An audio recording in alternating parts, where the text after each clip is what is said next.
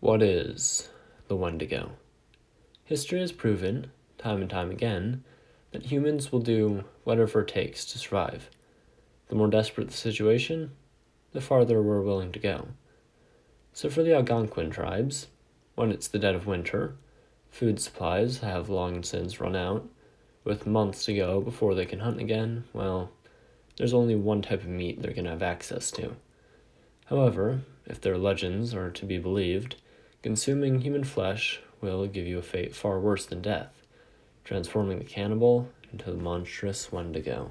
Wendigo is a cannibalistic spirit resembling a zombie.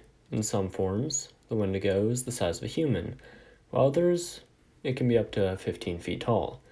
The earliest description of the Wendigo was similar to that of a corpse, with a skeleton-like, thin body with gray skin, sunken eyes, bloody lips, yellow fangs, and a long, slimy tongue. Later stories say that the Wendigo is a lipless ape with giant fangs that are designed for devouring human flesh. Different versions of the Wendigo legend say different things about their speed and agility. Some claim that they are unusually fast and can endure walking for extremely long periods of time, even in harsh winter weather conditions. Others say that they walk in a more haggard manner, as if they're falling apart. But speed wouldn't necessarily be required for a monster of this nature. Unlike other terrifying carnivores, the Wendigo doesn't rely on pursuing their prey in order to eat it. Rather, one of their said traits is the ability to mimic human voices.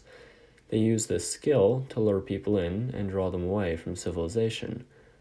Once they're isolated in the desolate depths of the forest, the Wendigo feasts. The Algonquin people say that during the turn of the 20th century, a large number of their people went missing rather mysteriously.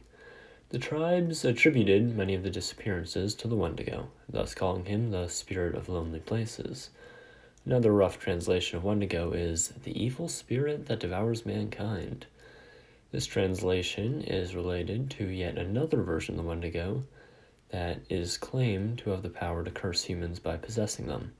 Once the Wendigo has infiltrated their minds, he can turn them into Wendigos as well, instilling upon them the same lust for human flesh that he himself has. One of the most infamous cases is the story of Swift Runner, a Native American man who murdered and ate his whole family during the winter of 1879. According to Animal Planet, Swift Runner claimed to be possessed by a Wendigo spirit at the time of the murders. Still, he was hanged for his crime. Frighteningly enough, there were quite a few other stories about these spirits supposedly possessing people in communities stretching from northern Quebec to the Rockies. Many of these reports were shockingly similar to the Swift Runner case. Given the Wendigo's origins as a nefarious Native American that gains its power by committing unspeakable crimes, parallels have to be drawn to the skinwalkers that live in Utah, Colorado, Arizona, and New Mexico. Like the skinwalkers, I can't seem to find any rational explanation for them. They're not a surviving dinosaur, a scaled-up version of a pre-existing creature, some kind of bipedal offshoot of another creature, or even an extraterrestrial. If any of my viewers know of any explanations for these cannibalistic cryptids, please let me know in the comments.